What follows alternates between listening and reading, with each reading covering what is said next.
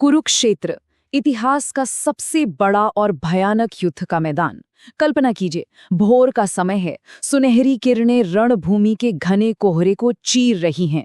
हवा में उड़ती धूल के बीच दूर दूर तक लहराते हुए ये विशाल ध्वज इस बात की गवाही दे रहे हैं कि आज यहाँ क्या होने वाला है। कौरवों और पांडवों की विशाल सेनाएं बिल्कुल आमने सामने अजेय पर्वतों की भांति खड़ी हैं। ये वो निर्णायक पल है जहां से महाभारत के महायुद्ध की वास्तविक शुरुआत होती है। आज हम इसी रणभूमि के बीचों बीच खड़े होकर एक बहुत ही महत्वपूर्ण कूटनीतिक और मनोवैज्ञानिक क्षण का विश्लेषण करेंगे। अस्माकं तु विशिष्टा ये तान् निबोध द्विजोत्तम नायका मम सैन्यस्य संज्ञार्थम तान् ब्रवीमि ते। हे ब्राह्मण श्रेष्ठ, अपने पक्ष में भी जो प्रधान है उनको आप समझ लीजिए। आपकी जानकारी के लिए मेरी सेना के जो सेनापति हैं उनको बतलाता हूँ। इस क्षण की गहराई को समझिए। युद्ध बस शुरू ही होने वाला है।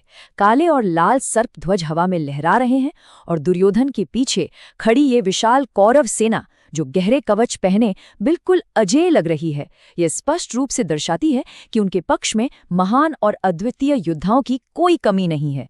वे पूरी तैयारी और प्रचंड शक्ति के साथ युद्ध के लिए तत्पर हैं। दुर्योधन ये भली भांति जानता है कि उसकी सेना की ये अपार शक्ति ही उसकी सबसे बड़ी ताकत है और इसीलिए वो बहुत ही व्यवस्थित ढंग से अपने पक्ष के वीर सेनापतियों का परिचय अपने गुरु से करवा रहा है। स्वर्ण कवच, सिर पर मुकुट और हाथ में गदा। दुर्योधन का ये शक्तिशाली स्वरूप अद्भुत है।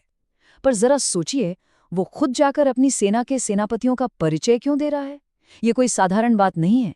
ये कदम उसके प्रचंड आत्मविश्वास और अपनी इस विशाल सेना की शक्ति के प्रति उसके अडिग विश्वास को दर्शाता है।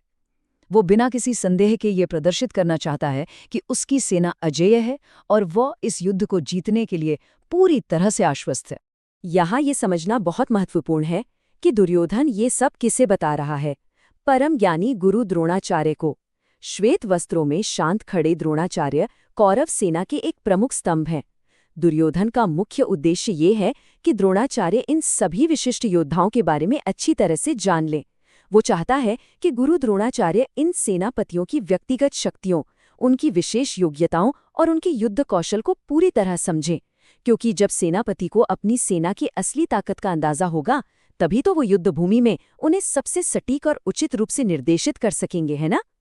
जरा देखिए, इस सेना में भीष्म पितामह जैसे अजेय और दिव्य महारथी भी मौजूद हैं। दुर्योधन का उद्देश्य अपनी सेना की इसी सामरिक श्रेष्ठता को रेखांकित करना है। वो अपनी सेना की शक्तियों और कमजोरियों को बहुत गहराई से जानने और उन्हें सुव्यवस्थित करने में पूरी तरह तत्पर है। उसे अच्छी तरह पता है कि इन महान योद्धाओं का सही दिशा निर्देशन और उनकी क्षमताओं का उचित उपयोग ही ये सुनिश्चित कर सकता है कि इस महायुद्ध में विजय उसी की हो। ये सिर्फ शक्ति का प्रदर्शन नहीं है, ये एक अचूक रणनीति है। तो आखिर इस पूरे प्रसंग का निचोड़ क्या है?